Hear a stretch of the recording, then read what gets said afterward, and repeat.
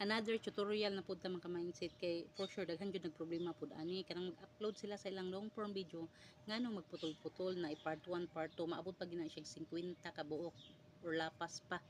ana kay ako naka-experience ko ana isa sad ko nagproblema ana mo nang nangita gyud kog sulbad ug unsaon nato nagtanaw ko mga tutorial karon kay naa naman ko nakita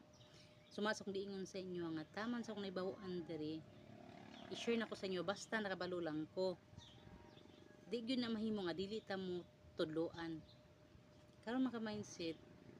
kuha ang inyong cellphone kay ato naman siyang iset nato para mawala na to kay ang tawag na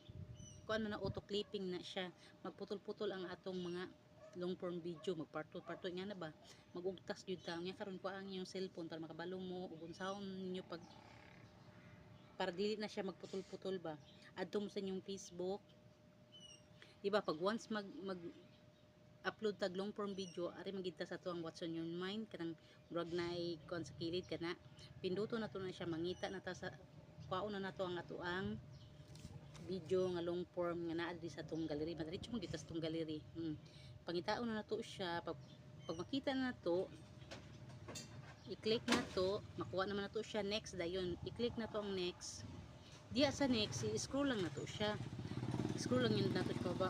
kaya itong murag na gunting sa kilid nga create playlist for your video ana karang araw sa kilid ato anong pinduton pag click na to ng araw sa kilid iba nakakaingani man siya naka-blue man siya ato ana siyang